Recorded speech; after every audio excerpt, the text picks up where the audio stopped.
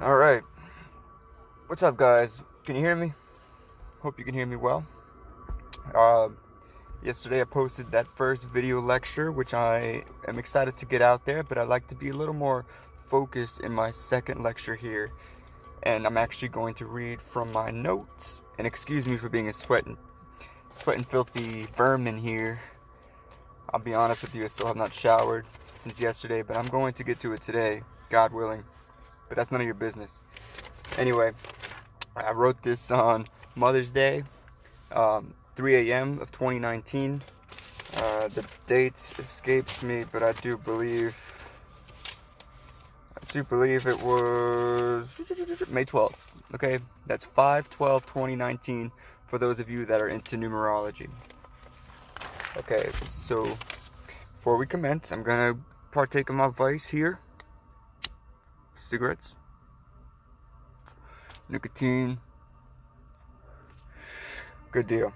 All right, you can't judge me, because then I'll judge you for judging me and make sure your standards are better than mine. I have high standards, but that's neither here nor there. So, I want to start off by talking about the Ten Commandments, all right? I think they were good for their time, but they were a stepping stone for the earthlings at that time. And you'll have to excuse my scrawny arm here. I know it's kind of awkward looking. I'm getting back into the fitness regime, okay? But again, it's none of your business. So, the Ten Commandments were good for their time, but I think 2019 years later, not counting the BC years, they're a little outdated. Like, they're not helping us much. They're good for keeping the structure basic, but we're ready for the next level. We're ready for that rapture, that 2019 enlightenment, right? That 2020 vision preparation, so that we can be more productive in this world, or be of some use. Obviously, I'm not driving this vehicle, I'm just sitting in it. It's my way of getting away from the world for a little while to talk to the world at the same time. It's kind of weird, isn't it? So I call this the New Commandments. The New Commandments because they're meant to be a next level of insight compared to the first 10 Commandments.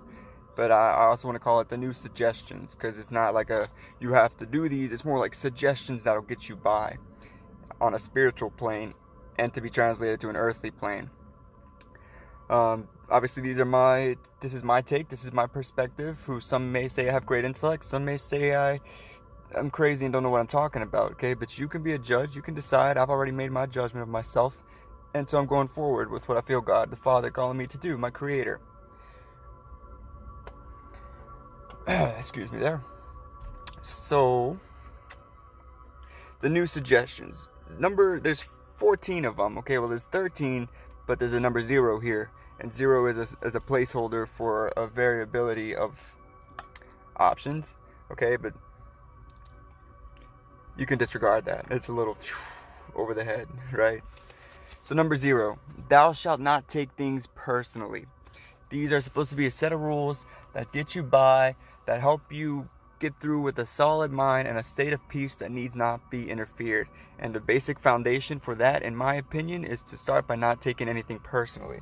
Anything I say, it's for the matter of teaching and edifying and exalting the church or the body or the earth or the world or the believers, especially those that believe in God, will have more leverage than the atheists. I'm sorry, atheists, but that's just how it is, okay?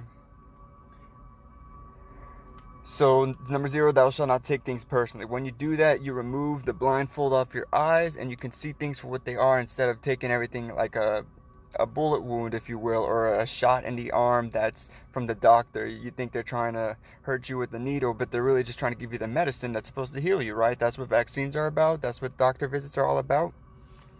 If you take it personally, you will cry. If you don't take it personally, you will stop to take a step back and think, hey, there might be benefit to this medicine, or there might be benefit to these words, or the growth that can come thereof by seeking the enlightenment of truth. So, number 1, thou shalt not defy common logic unless sustainable with a foundation of its own. Alright, I know the wording on that can be a little tricky. It's even tricky for me to try to explain. This is just what came out of my heart And those airplanes are loud. I hope they don't supersede my volume. Darn dragons in the sky. Thou shalt not defy common logic unless sustainable with a foundation of its own.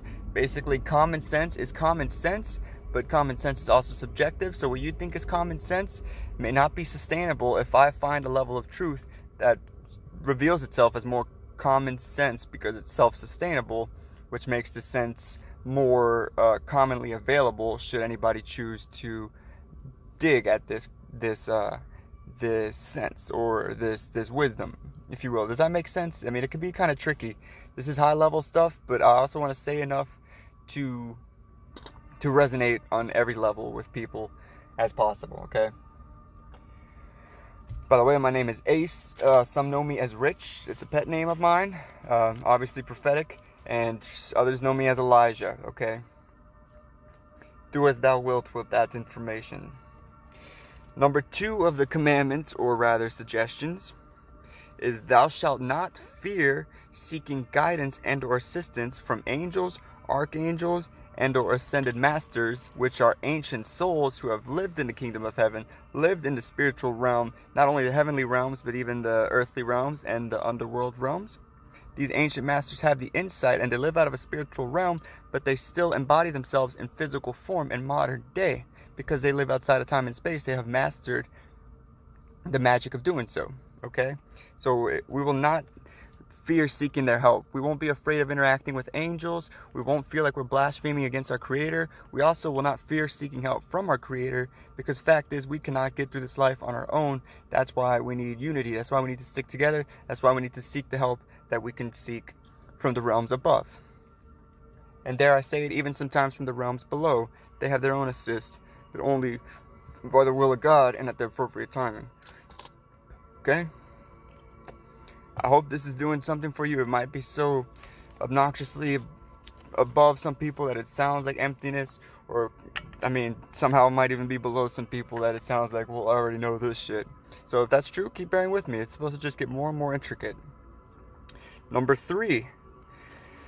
Alright, and before I go to number 3, let me ask every archangel and angel and ancient master that's willing to dive into this, to explore, to help me get the words, especially Archangel Zetskiel, who has been in charge of record keeping with me and my memory. So God bless him.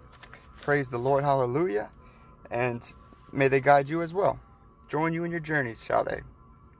Number 3, that takes us to the next one. Thou shalt not turn down helping those who seek you unless justified by reason, intuition, or higher understanding. Basically, if somebody's coming to you for help, you should not just turn it down. You have no good reason to say, no, I won't help you, because if you help other people, you too will be helped. Those who you feed will, in a sense, release a level of spiritual food for you, if that's a level that's resonating with you. But in layman's terms, don't turn down helping people. It's the right thing to do. It's what will reap the most rewards and benefits. And it's just, it opens more doors for good relationships and more possibilities and more expansion of creation that we can all explore in unity when we choose to help others instead of isolating ourselves and secluding ourselves, as some are in the habit of doing. And I know damn well, because I was guilty of that for plenty of my life. But through the different trials and errors, I'm finding out that working with the angels, working with the masters, working with God, of course, and working with our spouse, our partner, will give us more of a boost, an acceleration to move forward in our destiny and progression, and love makes the world go round, basically. Number 4, thou shalt not restrict the boundless limits of arts and crafts. In other words, arts and crafts is an infinite plane of exploration. I feel like it's where you'll get the most leeway, because it's a subjective subject as opposed to math and science, which is a little more set in stone or a little more steadily progressive, where art you can experiment any which way. So you shouldn't limit the arts. And I guess this is more so for the school systems and just our general understanding that people want to say fine arts is the lowest subject because it doesn't give good paying jobs. But spiritually, I believe that fine arts and crafts and music and all of the form of arts in every sense will provide a deeper acceleration for the spirit, a deeper level of growth. And you'll have to forgive this look I have going on here. I know it can look kind of weird, but do it for spiritual aesthetic gain. So don't restrict arts and crafts. Take it seriously, view it as important, and understand that that's how we'll get to the next place, is by exploring the arts field.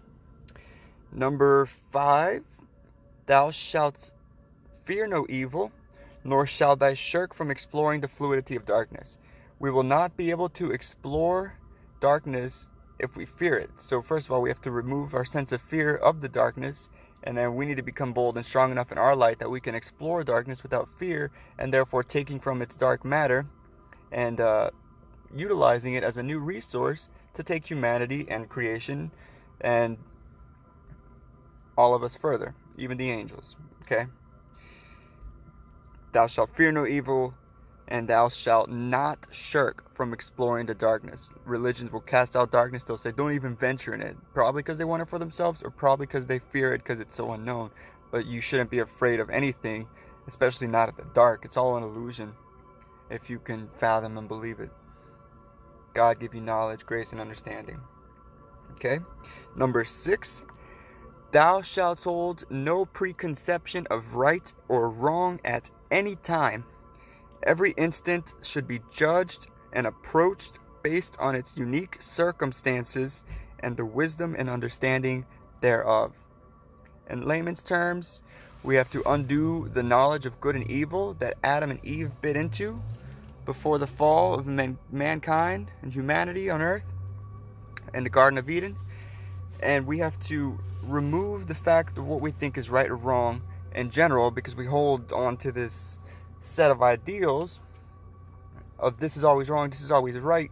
And I don't have time to go into examples because I got more to read, but basically every instance should be judged on the spot.